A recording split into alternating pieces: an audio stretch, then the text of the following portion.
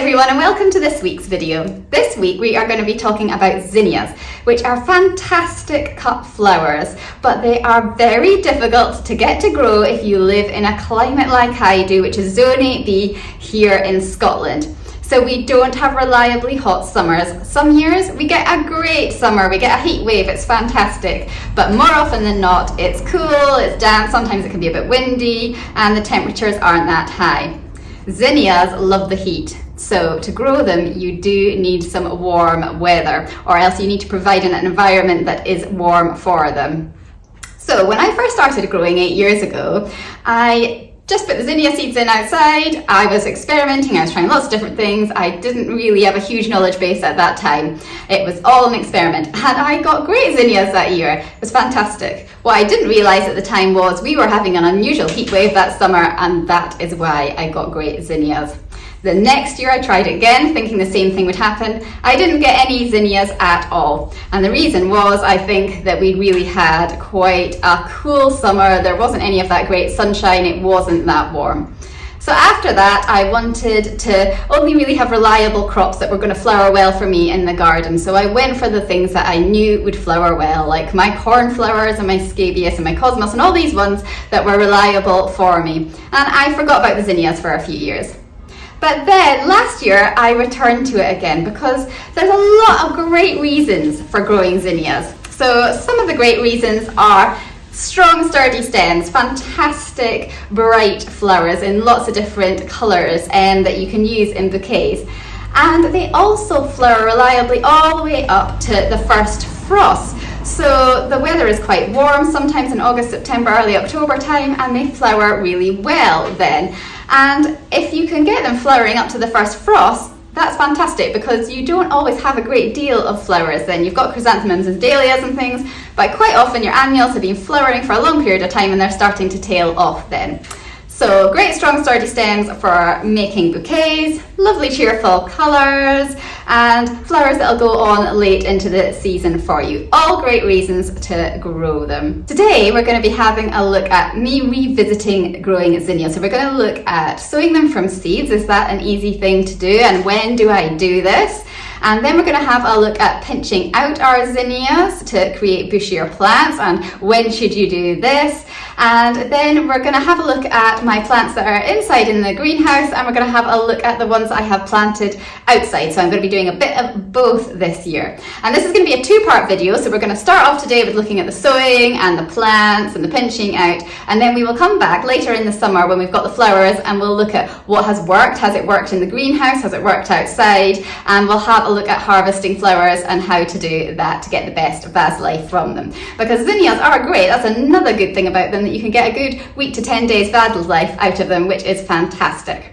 So let's start today by having a look at seed sowing with zinnias. And when did I do this? So today I am sowing some zinnia seeds, and zinnia seeds are quite nice large seeds, as you can see here, which makes them really easy to sow because you can spread them out nicely in a seed tray.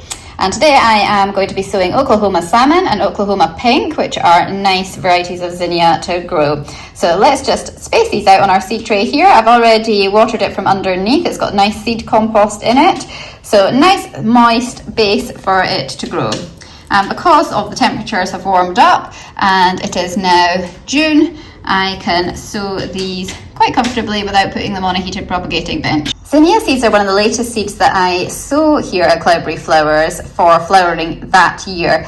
And I start sowing them in the early stages in June. And I don't do them any earlier than that because in April and May here, the weather can be particularly cool still, unless we're very lucky and we're having an unusual heat wave. And the zinnias just don't do very well for me. So I hold off until the first week in June and then I start to sow them. And then I'll succession sow them for the next couple of weeks. Every week or so I'll put some new ones on.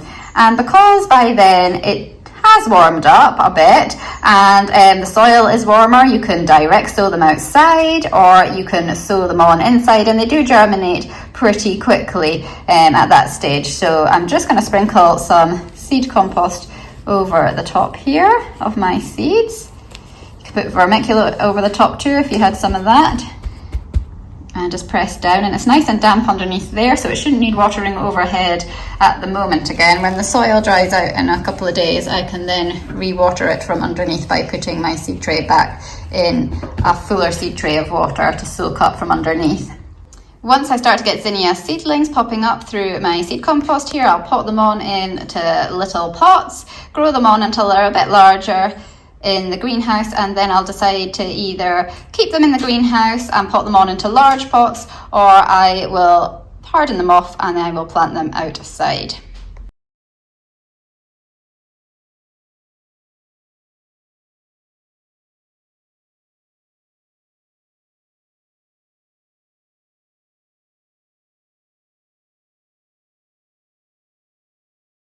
So pinching out your zinnia plants, why should you do this? Well, I've got two different ones to show you here. So this is a great zinnia plant. It has a long, sturdy stem going up, and it is growing on beautifully nice, healthy green leaves. However, it only has this one stem. It's going to produce one lovely flower for us. And on the other side here, I have a zinnia that is the same age, but I have pinched it out a few weeks ago. So the pinched out piece is here, and I'll show you this closer in a minute, but it has branched out and it's created two flowering stems. So you're starting to get a bushier plant and you're going to get more flowers on it. And then these are going to be harvested later on when they flower. And again, at that stage, you will be snipping off the stems, and that will force it to branch again. So you'll keep getting more divisions in a bushier plant as the season goes on. Now, you could just grow this up and it would be a lovely single stem flower. That's fine, you don't need to pinch it. It sometimes can seem quite brutal when you do that because you're cutting off all this healthy growth. But in actual fact, I want lots of flowering stems and I want a nice bushy plant. So what we're going to do just now is we're going to pinch that. So I'm just going to go and get some snips to do that just now. So I'm going to pinch here. I've got 1 set, 2 sets, 3 sets, 4 sets of true leaves, and I am just going to pinch it down here, and that will force it to branch out from there. So that does seem quite brutal what we've just done, but in a couple of weeks time it will look like this and it will have its lovely two flowering stems.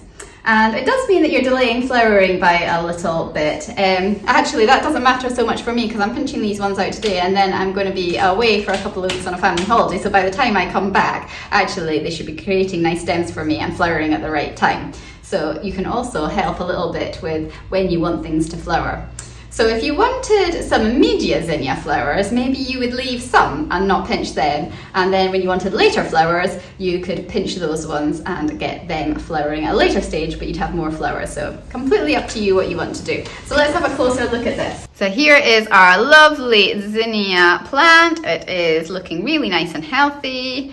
And if we go down, we can see here, this is the original stem where I pinched it out. And this is what happened. It created two new stems there, and it's going to flower with two lovely flowers on it soon. And then we'll do the same thing again. We'll harvest again from those stems, and then it will rebranch and create even more flowers. And this is the one I've just pinched over here, and it does look very brutal, but we'll be able to come back and see, and I'll be able to show you that that one has created new flowering stems as well.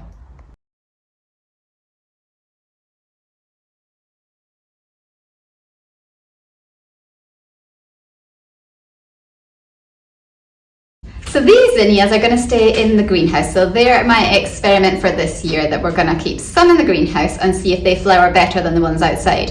But last year, the ones I grew in the greenhouse did come across a few problems. So the most common ones that I've come across are aphids on my zinnias. And one of the things that I've tried to do this year was reintroduce some ladybird larvae into the greenhouse. I did this in the springtime when aphids were starting to be a problem on some of my spring sown annuals, and that seemed to help a bit with that. And actually they haven't been so bad in the greenhouse since then, so we'll keep watch over the season and see what happens with that. And also powdery mildew can be a bit of a problem on zinnias as well, and the thing that I can do to help prevent that becoming too much of a problem is by watering down below. So watering into the pots to get to the roots and not watering overhead over the leaves. That can help that. So I'm going to put this back over onto my table over here. We're going to keep an eye on these. We're going to water them and make sure they're all pinched out over the next few weeks and see when we get the first flowers. And I'll now go and show you the ones that I planted out in the garden. So these are my zinnias that I have planted outside in the garden, and they're looking like they're doing really well so far because the weather has nicely warmed up for them. The soil is nice and moist because I've been trying to water every day if I can at the moment because it's really dry spell.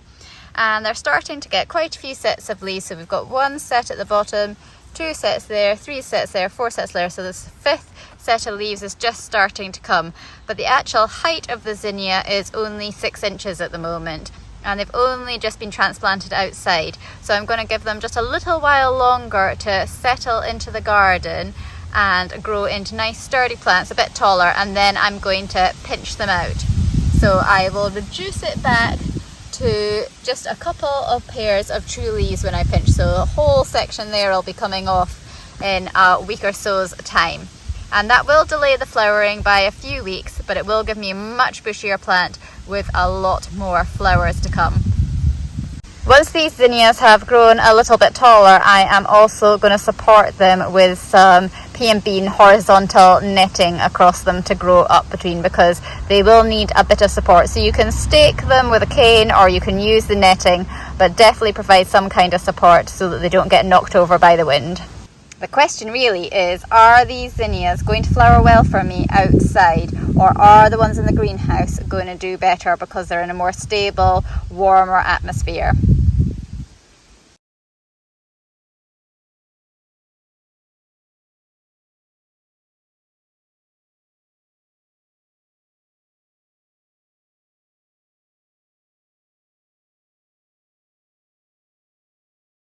Thanks so much for watching today's video. I hope you found it helpful having a look at how I grow zinnias here in Scotland. And we're definitely going to revisit this at the end of August, beginning of September time. We will come back and have a look and see how the zinnias are flowering. We should be well underway by that stage. And it'll be really interesting to see whether it's the ones in the greenhouse that are going to flower better for me or whether the ones in the flower patch do. Do let me know your tips and tricks for growing zinnias as well. You might have found something that's really helpful and got you good flower production at home or on your flower farm in the last few years.